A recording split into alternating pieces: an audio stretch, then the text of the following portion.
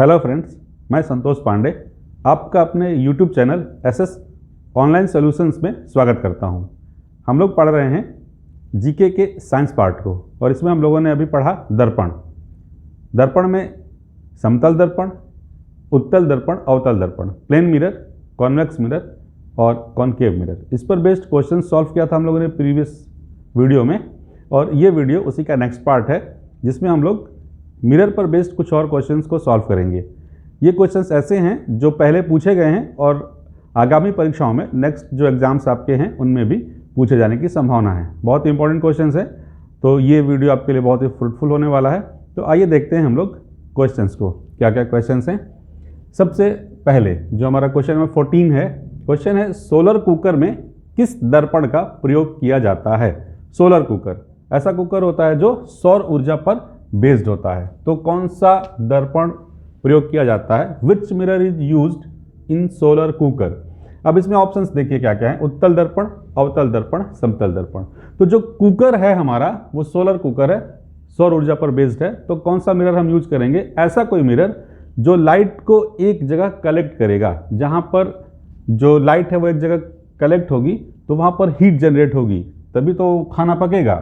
तो एक जगह पे, एक प्लेस पर जो मिरर लाइट को कलेक्ट करता है वो कन्वर्जिंग मिरर होता है, कन्वर्ज करता है लाइट को, जिसको हम लोग कहते हैं अवतल दर्पण, कॉनकेव मिरर। मान लीजिए कि हमारा ये कॉनकेव मिरर है, तो जो सन रेज इस पर आती हैं, पैरेलल रेज, ये पैरेलल रेज हैं जो इंसिडेंट हो रही हैं इस मिरर पे, ये हमारे प्रिंसिपल एक्सिस से मुख्य अक्ष है।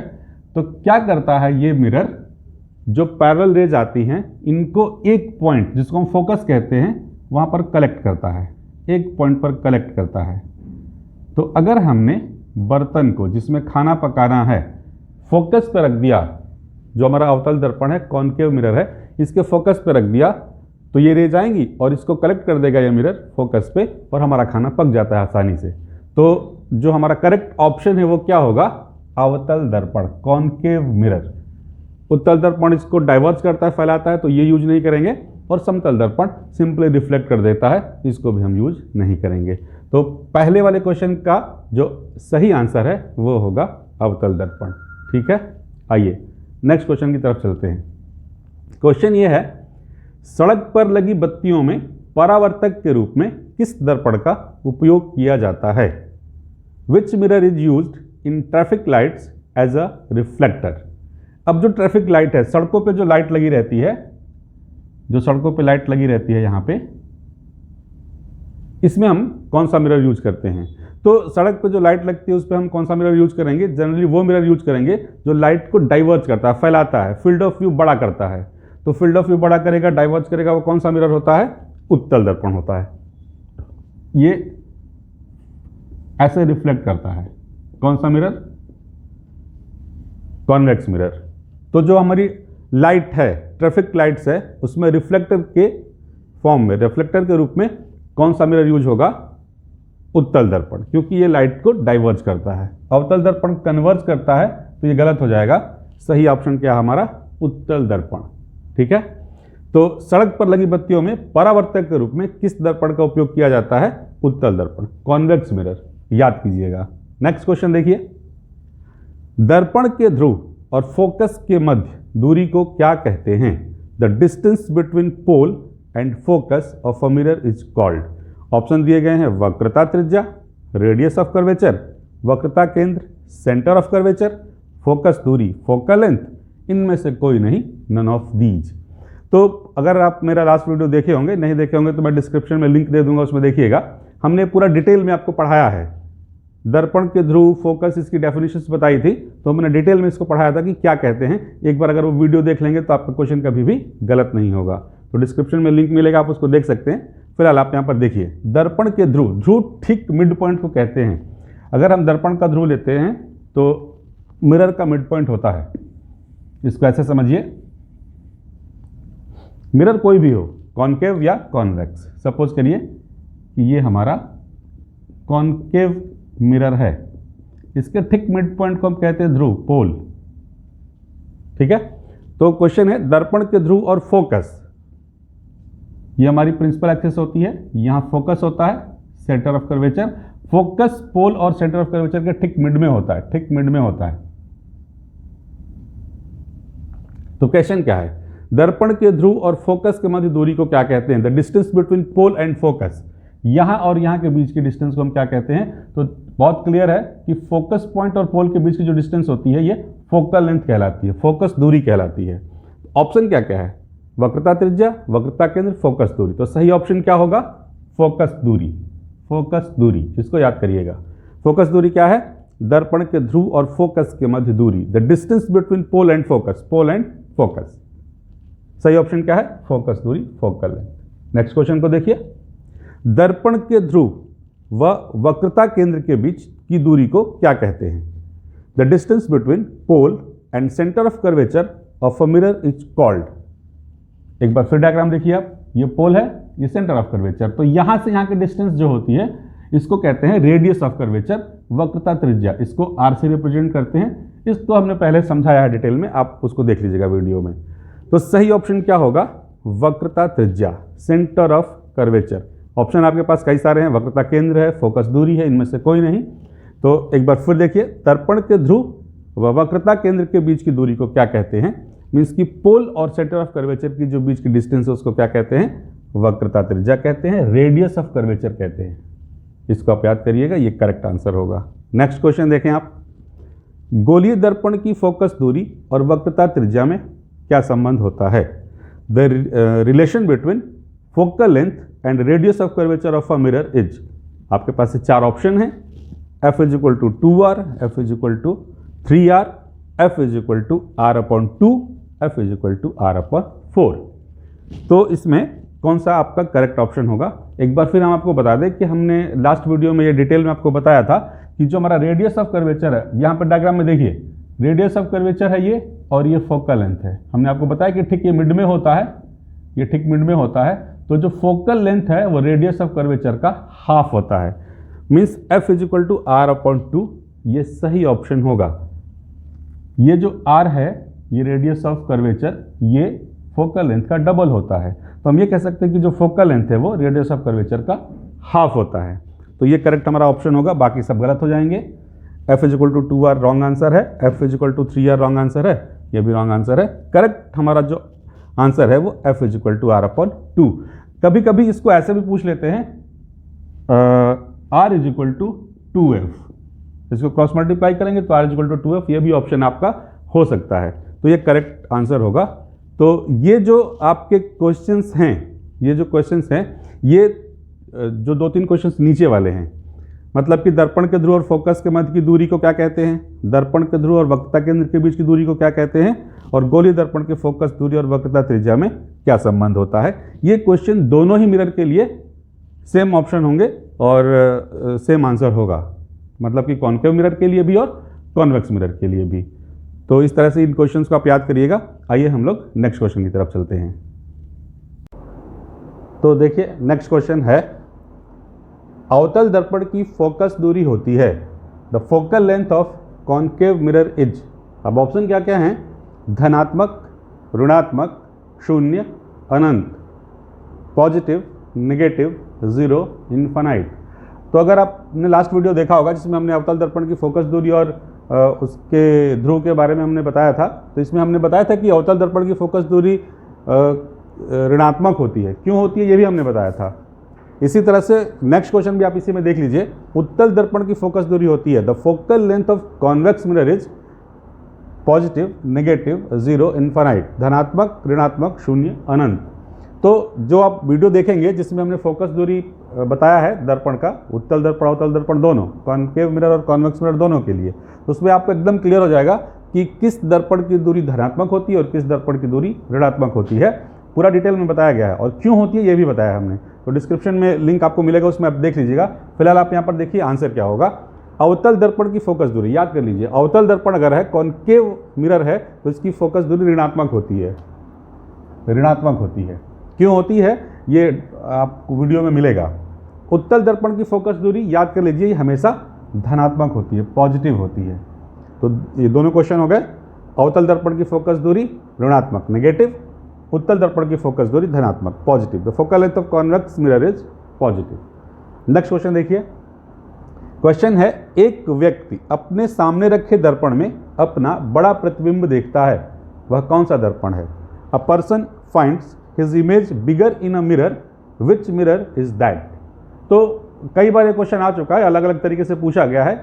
एक क्वेश्चन इसी तरह से था, वो दाढ़ी बनाने के लिए हम कौन सा दर्पण इस्तेमाल करते हैं, और यहाँ पर क्वेश्चन है कि बड़ा प्रतिबिंब देखने के लिए हम कौन सा मिरर यूज करते हैं। तो एकदम कंफर्म आप याद कर लीजिए कि बड़ा जो प्रतिबिंब दिखता है, बड़ा प्रतिबिंब दिखेगा वो कॉनकेव मिरर में ही दिखेगा, क्योंकि जो कॉन्वेक्स मिरर है वो हमेशा छोटा इमेज बनाता है, और जो आपका प्लेन मिरर है वो उतना ही बड़ा बनाता है जितना बड़ा ऑब्जेक्ट है।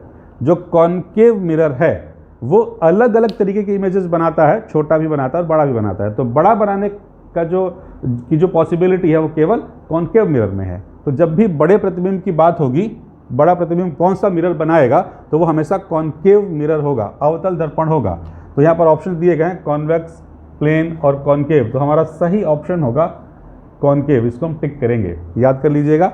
नेक्स्ट क्वेश्चन, ये भी इम्पॉर्टेंट क्वेश्चन है, और ये वीडियो हमने आपको जब आपको पढ़ाया था, जो उस वीडियो में आप देखेंगे जाके, तो ये क्वेश्चन भी बहुत इजीली आपको समझ में आ जाएगा। और एक हमने पूरा का पूरा चार्ट बनाया था, उस चार्ट में position of object, position of images हमने डिटेल में बताई थी। उसको वीडियो को अगर आप देख लेंगे तो ये इसमें कोई कन्फ्यूजन नहीं रह जाएगा इस क्वेश्चन में। क्वेश्चन नंबर 22 है, देखिए क्या है। उत्तल दर्पण में कैसा प्रतिबिंब बनता है? अब ये जरूरी नहीं कि उत्तल दर्पण हो, ये भी क्वेश्चन आ सकता है कि अवतल दर्पण में कैसा प्रतिबिंब बनता है। तो क्वेश्चन ये है, उत्तल दर्पण में कैसा प्रतिबिंब बनता है। अब इससे पहले कि आप ऑप्शंस में जाएं, आप ये समझ लीजिए कि उत्तल दर्पण में कैसा प्रतिबिंब बनता है। तो हमने आपको बताया था कि जो उत्तल दर्पण है उसमें प्रतिबिंब हमेशा छोटा बनेगा, ऑलवेज स्मॉलर देन ऑब्जेक्ट, छोटा बनता है और आभासी बनता है। कैसा बनता है? छोटा बनता है और आभासी बनता है। तो आपको ये भी याद रखना है कि अगर आभासी है तो वो सीधा बनेगा। जब भी इमेज सीधी बनती है तो वो आभासी होती है, जब भी इमेज उल्टी बनती है तो वास्तविक होती है। तो हमारा जो उत्तल दर्पण है वो इमेज को छोटा बनाता है, और वो जो इमेज बनती है वो आभासी होती है और सीधा बनता है। तो ऑप्शंस में देखिए क्या क्या ऑप्शंस दिए गए हैं। अब पहला ऑप्शन है वास्तविक, वस्तु से बड़ा और सीधा, यानी कि real, bigger than object, erect. यहाँ पर वास्तविक है, तो अभी हमने आपको बताया कि वास्तविक इमेज नहीं बनाता है, तो पहला ऑप्शन तो गलत हो जाएगा इसी को देख करके, क्योंकि इमेज कैसी बनती है उत्तल दर्पण से, कॉन्वेक्स मिरर से, वो होती है आपकी वर्चुअल। तो वास्तविक दिया है, रियल दिया है, तो ये कैंसिल। दूसरा ऑप्शन क्या है? आभासी, तो आभासी बनता है, वर्चुअल बनता है। वस्तु से छोटा, वस्तु से छोटा भी बनता है, स्मॉलर देन ऑब्जेक्ट, सीधा, और सीधा भी बनता है। तो ये हमारा ऑप्शन सही है, करेक्ट ऑप्शन है। बाकी ऑप्शंस को भी देख लीजिए। फिर यहाँ पर वास्तविक लिखा है, तो वास्तविक नहीं बनता है, तो ये गलत हो जाएगा यहीं से, बाकी छोड़ दीजिए। नेक्स्ट, आभासी, आभासी तो बनता है। सेकंड इसमें दिया गया वस्तु से बड़ा, तो हमारा कॉन्वेक्स मिरर जो इमेज बनाएगा वस्तु से छोटा बनाता है, बड़ा नहीं बनाता है, तो ये ऑप्शन भी गलत हो जाएगा। तो हमारा करेक्ट आंसर क्या है? आभासी, वस्तु से छोटा, सीधा। तो ये आप इस तरह से इसको याद कर लीजिएगा। हमने जो वीडियो बनाया है उसमें डिस्क्रिप्शन में लिंक आपको मिलेगा, वो पूरा चार्ट एक बार आप पढ़ लीजिए। तो उस चार्ट में आपको अलग अलग पोजीशंस पे ऑब्जेक्ट रखे गए हैं, तो अलग अलग पोजीशंस पे इमेज बनेगी कॉनकेव मिरर से और कॉन्वेक्स मिरर से। उस पर पूरा डिटेल में आपको बताया गया है, उसको देख लीजिएगा और आपको उससे पूरा सब क्लियर हो जाएगा। तो आइए फिर अब हम लोग नेक्स्ट क्वेश्चन की तरफ चलते हैं। नेक्स्ट क्वेश्चन है, अवतल दर्पण में कैसा प्रतिबिंब बनता है? The nature of image form by concave mirror is सदैव वास्तविक, सदैव आभासी, कभी वास्तविक, कभी आभासी, इनमें से कोई नहीं।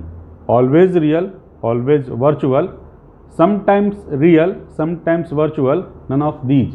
क्वेश्चन मतलब ये जानना चाहते हैं कि जो हमारा अवतल दर्पण है जब वो इमेज बनाता है तो कितने तरीके की इमेज बना सकता है, कौन कौन सी इमेज बनाता है। क्या वो केवल रियल इमेज बनाता है, केवल वास्तविक इमेज बनाता है, क्या वो केवल आभासी इमेज बनाता है, या वो कभी वास्तविक और कभी आभासी बनाता है, या इनमें से कोई नहीं। तो हम लोगों ने पढ़ा है, लास्ट वीडियोस आप देखेंगे उसमें हम लोगों ने पढ़ा है, बताया हमने डिटेल में कि कहाँ कहाँ ऑब्जेक्ट रखते हैं तो कैसा कैसा इमेज बनता है। तो जो हमारा अवतल दर्पण है यानी कि कॉनकेव मिरर, वो कभी वास्तविक बनाएगा और कभी आभासी बनाएगा। जब आप उस वीडियो को देखेंगे तो उसमें आपको ये मिलेगा कि जो अवतल दर्पण है वो मैक्सिमम जो इमेजेस बनाता है वो रियल बनाता है, और केवल एक कंडीशन ऐसी होती है जिसमें वो आभासी भी बनाता है। तो इसलिए जो हमारा ऑप्शन है वो कभी वास्तविक और कभी आभासी वाला करेक्ट ऑप्शन होगा, करेक्ट आंसर होगा। सदैव वास्तविक वाला नहीं होगा, सदैव आभासी वाला भी नहीं होगा, ये हमारा करेक्ट आंसर होगा। ठीक है, आइए नेक्स्ट क्वेश्चन देखिए। किस दर्पण को अभिसारी दर्पण कहा जाता है? ये मैंने बताया था आपको। अभिसारी मतलब converging. Which mirror is called converging mirror? Converging का मतलब ये होता है कि जो रिफ्लेक्टेड रेज होंगी मिरर से वो एक पॉइंट पर कलेक्ट होंगी। तो जो मिरर कलेक्ट करेगा रिफ्लेक्टेड रेज को एक पॉइंट पे, वो कन्वर्जिंग मिरर होगा। तो कौन करता है ऐसा? अवतल दर्पण, यानी कि कॉन्केव मिरर। ऑप्शंस है उत्तल दर्पण, अवतल दर्पण, समतल दर्पण, इनमें से कोई नहीं।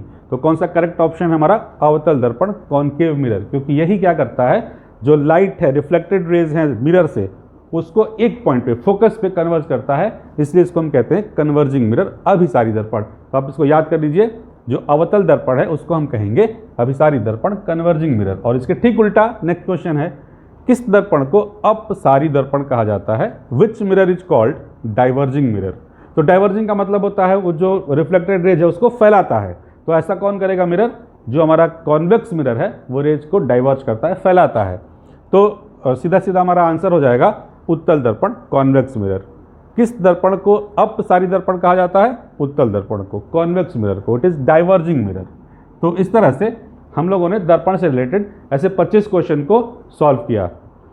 कुछ अभी भी ऐसे इंपॉर्टेंट क्वेश्चन हैं जिनको हम लोग सॉल्व करने वाले हैं।